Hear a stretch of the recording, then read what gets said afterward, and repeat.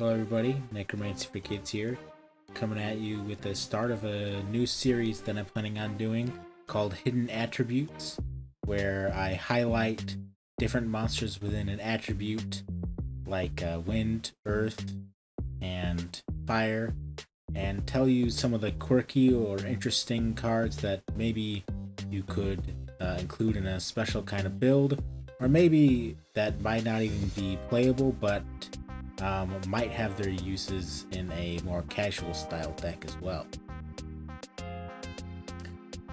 For the first episode of this Hidden Attributes series, I thought that I would highlight Earth monsters as they are my favorite attribute of monsters. I really enjoy playing rat box decks, and most of my favorite monsters are Earth. With that being said, let me get started with the video, and the first monster that I would like to highlight for you that is an Earth monster is Hyper Hammerhead. It is a level 4 Earth dinosaur, 1500 attack, 1200 defense. 1200 defense means that it won't get taken up by Tsukiyomi, and has the effect at the end of the damage step. If an opponent's monster that battled this card is not destroyed, return that opponent's monster to the hand. This could help you to return walls like Spirit Reaper, which is becoming a bit more common to the opponent's hand. As well, this also works if Hyper Hammerhead is destroyed in the battle. So for instance, if you run into a BLS or your opponent runs into this, they end up having to bounce their BLS back to their hand. It might not work as effectively against something like Gravekeeper's Spy, which you'll end up taking some damage for, and then they can reset it and possibly summon another. But other kinds of walls, it's pretty effective against. Then you have Amazonas Archer. It's a level 4 warrior with 1400 attack, 1000 defense, and you contribute 2 monsters to inflict 1200 damage to your opponent. I specifically bring this up because it's a bit like Cannon Soldier, but it's an Earth attribute, so it can be used in a deck that uses Earth monsters like a Rat Box.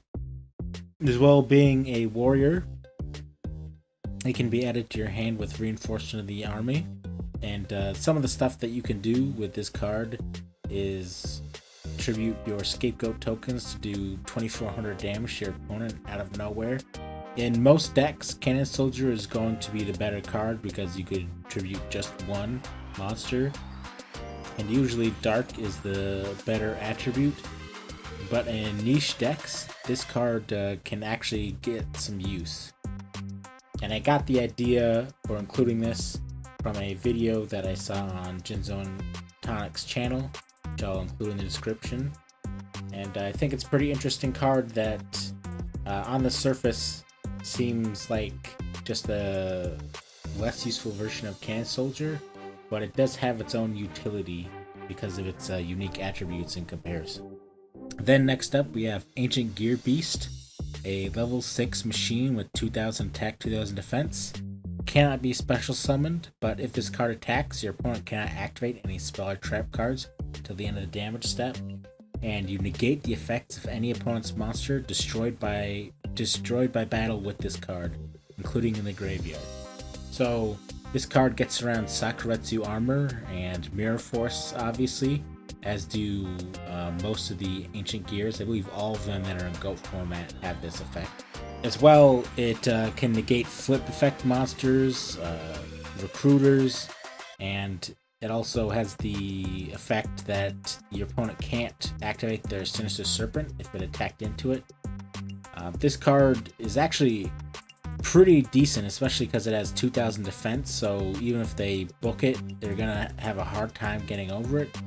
The, of course, major thing holding this thing back is that it can't be special summoned. And it's not even that it can't be special summoned from the graveyard, or not special summoned from the deck specifically, but in general. So you can't use it in like a reasoning deck, or banish it and then bring it back. However, something to note is that if you attack directly with your Ancient Gear Beast, your opponent can't respond with any cards, and you can activate 2 copies of limited removal for completely unopposed, no solemn judgment or anything, and win the duel right there. So I thought that's interesting to note. Then next up we have Chiron the Mage, a level 4 Beast Warrior with 1800 attack, 1000 defense. Once per turn, you can discard one spell card, then target one spell trap card on your opponent controls, destroy that target. It's a really good beat stick, and being a Beast Warrior, it gets piercing because of enraged battle ox. And being able to pop back row is pretty useful. I especially could utilize this card in my Tree Goat Beast Down deck that I have featured on my channel. This card would have been better to tech some time ago. However, the meta is sort of shifting in a way where people play more Jar of Greed and Raigeki Break, which are chainable. So this isn't as effective. However, against certain strategies like stall strategies, this card can be very handy. Basically turns anything, any spell that you have into an MST. Then next up, we have Crimson Ninja, a level 1 warrior, 300 attack, 300 defense, and as a flip effect, target one trap card on the field and destroy that target. If it's set, you reveal it and then destroy it if it's a trap, or set it back down if not. I mentioned this card specifically because, of course, it's spell trap removal, which can be useful, although people do also run Book of Moon, which you'd have to use its cousin for, which is Armed Ninja, who destroys spells. But the reason I bring this up is because this card is a roto-searchable level 1, which means that technically you could make a warrior goat control deck, or if you happen to have a warrior deck that also uses Metamorphosis, this is a searchable target they could use to get Thousand Eyes Restrict, and I thought that was kind of an interesting concept. On the flip side of that, if you didn't want to have this, which has extremely low stats and you don't need the level, there's Trapmaster, who is a level 3 with the same effect as Crimson Ninja, except it has 500 attack and 1100 defense, so it can deal a bit more damage and survive attacks from things like Sangan and Tsukiyomi, and it is also a warrior. Then next up we have DD Crazy Beast, a level 3 beast with 1400 attack and 1400 defense. Again, Tsukiyomi doesn't get over it, but it has an effect that a monster that this card destroys as a result of battle is removed from play. While normally this card isn't extremely powerful, being able to remove the monster from play can be pretty useful, such as you're attacking into a Sangan, or you're destroying their flips like Dekoichi or Dark Mimic in that, and then they don't end up getting their attributes in the graveyard for the Chaos monsters. Some cat decks run this because it's a level 3 beast with decent attack. Then next up we have Dark Dust Spirit, a level 6 zombie with 2200 attack and 1800 defense. As with all spirits, it can't be special summoned, and during the end phase of the turn it's normal summoned or flip face up, it returns to the hand. When this card is normal summoned or flip face up, destroy all other face up monsters on the field. So basically it's a two-sided lightning vortex that's reusable over and over again, where instead of discarding, you have to tribute summon. And it's useful for getting rid of goats or clearing for that last bit of damage that you might need to win the duel. I would say it might be interesting to run this in the side deck against decks that use Scapegoat in your Monarch deck, so that you can end up clearing them more efficiently. And then you always have a card that you can tribute summon later if you do still have, if you have a lot of cards clogging in your hand that utilize the opponent's monsters. Then we have Decayed Commander, level 4 zombie with 1000 attack, 1000 defense. You can pretty much ignore this first part, but it has when this card is normal summoned, you can special summon one zombie tiger from your hand. If this card inflicts battle damage to your opponent by a direct attack, discard one random card from their hand. There are some builds you can make with this and Zombie Tiger, which basically make it able to discard more efficiently. However, you're probably, if you are going to run it at all, better off just running it by itself. In which case, it's like a Spirit Reaper that gets rid of the not destroyed by battle effect in exchange for having decent attack and defense. I don't think by any stretch that it is better than Spirit Reaper, but it's possible that you could try to run one copy of Decayed Commander alongside Spirit Reaper in case you ever want to summon it off of Pyramid Turtle instead of Spirit Reaper. Then we have Enraged Muka Muka, a level 5 rock with 1200 attack and 600 defense. That gains 400 attack and defense for each card in your hand. As a tribute monster, this isn't very amazing, although its stats can get pretty high, considering you just need 3 cards in your hand to make it 2400 attack. And unless you only have 1 card in your hand, this is pretty much going to survive Tsukiyomi as well. But I mention it because, as you've maybe seen in a deck profile on my channel, you can also summon it off of Giant Rat and also off of Last Will, and cheating out in those ways make it a lot more potent than just trying to flat out tribute summon it. Then we have Freed, the Matchless General, level 5 warrior with 2300 attack, 1700 defense, which negates the effect of any spell card that targets it and destroys it, which it has a funny interaction with Premature Burial, that it can get summoned off of Premature Burial, and then it destroys Premature Burial without destroying itself, for what that's worth. As well, of course, Snatch Steal doesn't work on this, and Book of Moon as well, as far as I'm aware. Cards like that, Brain Control, so on and so forth. And it also has the effect during your draw phase. Instead of conducting your normal draw, you can add 1 level 4 lower warrior monster from your deck to your hand. This card must be face up on the field to activate and resolve this effect. So in a warrior toolbox type deck, this allows you to, instead of taking your normal draw, to choose to add the correct warrior that you'll need for the turn to your hand, almost like having a Rhoda every single turn as your draw, which you might not always want to use this effect, but it's good to have the option to do so. And I think overall it's a pretty interesting card that is worth looking into if you run a deck that could, like a Warrior Monarch deck.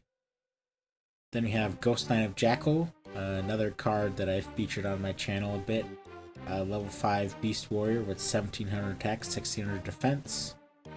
Pretty low stats, but it can survive in battle against some of the common beaters, like unboosted Blade Knight and unboosted Breaker the Magical Warrior.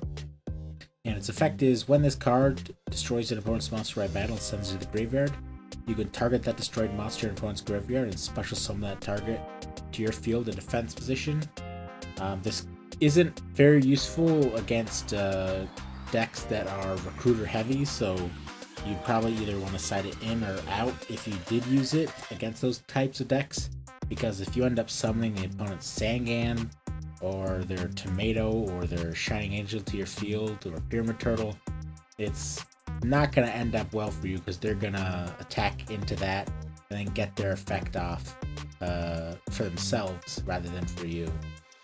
However, against things like warriors, if you're not attacking into a DD warrior or DD assailant, and you end up getting to summon them to your side of the field it can add a lot of value. And specifically in my Treegoat Beastdown deck, this card is pretty good for outing warriors because you use the Gaia Power field spell to boost this up to a level that pretty much all warriors can't get over unless your opponent happens to be running DD Assailant at the time. Next up, I have Great Phantom Thief, level 3 spellcaster with 1000 attack, 1000 defense. This card inflicts battle damage to your opponent. Declare one card name, look at your opponent's hand, and if you do, discard all cards with that name in their hand.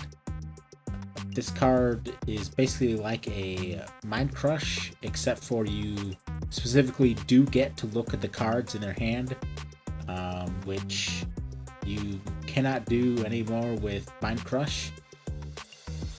So if nothing else, within 2 turns you'll know what card to discard from their hand, or you might just get lucky and guess what they have and discard it. Like if you're worried that the opponent's going to have BLS to win the game next turn, you can call BLS or whatever card specifically will help them to win the duel from there.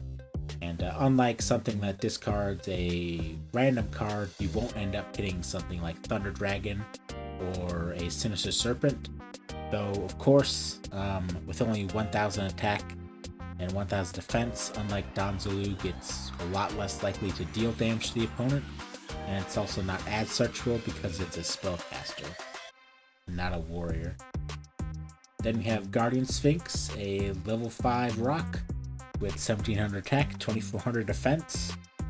We recently got to see the power of this card thanks to Goat Community Italia with their Chaos deck that used the Arsenal Summoner, which is a flip effect monster with 1600 and 1600 that adds 1 Guardian card from your deck to your hand.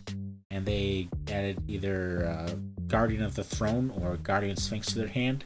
Guardian Sphinx is very handy because once returned, you can change this card to face down defense position. And when it's flip summoned, you return all monsters your opponent controls to the hand. With 2400 defense, pretty much the only monster that's going to run it over is BLS. And basically every turn, you get to return all their cards, all their monsters to their hand. So if the opponent is running a flip heavy deck, they end up not being able to use any of their flip effects, and you just keep smacking them for 1700 damage over and over and over again. Then we have Hayabusa Knight, level 3 warrior with 1000 attack, 700 defense. And this card can make a second attack during each battle phase. It's unfortunately a weaker version of Mataza the Zapper, which has a similar effect, except it has even more attack, and it's a dart, and it also says control can't switch. However, the reason you'd be running this is because you're already running a rat box, as opposed to a chaos deck or a deck without a giant rat already in it, where you'd use Mataza the Zapper. But it's useful for attacking directly for 2000 damage, or taking out 2 goats, or attacking a Magician of Faith, for example, and then attacking directly. Although again, with the lower attack, unfortunately 1000 is like a magic number for not being able to get over monsters in defense mode. A lot of monsters have exactly 1000 defense, such as Dekoichi and Dark Mimic level 1. Next up, we have Mad Sword Beast, a level 4 dinosaur with 1400 attack and 1200 defense. That when this card attacks the defense position monster, you inflict piercing battle damage. Being able to attack into goat tokens or the opponent's flips and then dealing piercing damage to them would be pretty good, and it's searchable off of both Sangan and Giant Rat. Although obviously with its low stats, it's not going to be nearly as effective as something like an Enraged Battle Ox, or be able to survive in battle against certain other monsters. But in the correct deck, I think it might be able to possibly shine, though generally decks have a hard time utilizing something like this. Then we have Mudora, which is a level 4 fairy with 1500 attack and 800 defense, which I'd say are pretty decent stats to start, because being a 1500 attack means you could summon it off of a giant rat. And its effect is it gains 200 attack for each fairy monster in your graveyard. Unfortunately, fairies are mostly light monsters, and this is not a light monster. This was one of the cards, I believe, that Shizu used in the anime, which I believe all of those fairy monsters were Earth, and they're one of the very few at the time of GOAT that actually had Earth attribute. However, if you're running a fairy deck specifically, this thing could get extremely high attack, and possibly even late game be able to run over things like a BLS. Though, if nothing else, summoning this off of a giant rat, or just being able to normal summon a big beater, I could contend with a lot of monsters. Like even just one fairy in your graveyard means that it can run over something like a tribe-infecting virus. And then we have Nibelmomanga, which some people may already know a lot about, depending on decks that you've faced. But it's a level 2 beast with 1000 attack and 100 defense. When it's destroyed by battle and sent to the graveyard, you gain 1000 life points. Then you can special summon any number of Nibelmomanga from your deck and face down defense position. This card is pretty decent for getting tribute fodder onto the field, and as well, the gaining life points effect is useful if you're utilizing cards such as Injection Fairy Lily that requires you to pay 2000 life points for its effect, or if you want to be able to either just survive a turn after using Cyberstein, or to be able to potentially use Cyberstein multiple times in a duel. Then we have Prickle Fairy, a level 4 plant with 300 attack and 2000 defense. Your opponent cannot attack insect monsters, which is probably the most irrelevant part of this text, because you're probably not running this in an insect-based deck, which is very hard to run in Go format in general. But the important part is if this card battled a monster at the end of the damage step, change that monster to defense position. I wish I could remember where I had heard about this card before, but I remember that there was a deck for, I think it was in 2004, that used this card, and it ran a 3 of it because 2000 defense is difficult to get over, and then after your opponent ends up running into it, their cards like Breaker and so on are going to go to defense and be able to easily be picked off by your monsters that you summon on your turn. If the opponent ends up having to attack into it with one of their big monsters, like wasting a monarch to attack into this, they end up having to go to defense. Even then, after having to use those resources to get their high level monster on the field, and then you can just run it over probably with your own cards in return. Then the final card that I wanted to include here is Toon Gemini Elf. It's a level 4 spellcaster toon, 900 attack, 900 defense. It can't attack the turn that's summoned. It has the regular toon text as well. But the important thing here is that if this card inflicts battle damage to your opponent, discard one random card from your opponent's hand. So it's basically like a Don Zalug that in a way is just as searchable, because you could use Toon Table of Contents, and it has 1900 attack as well. The only problem is that the opponent can set up and see that this is coming ahead of time, which is one of the big reasons Don Zalug is so effective, is because he can just slap it down and rip a card from their hand immediately when their field is empty.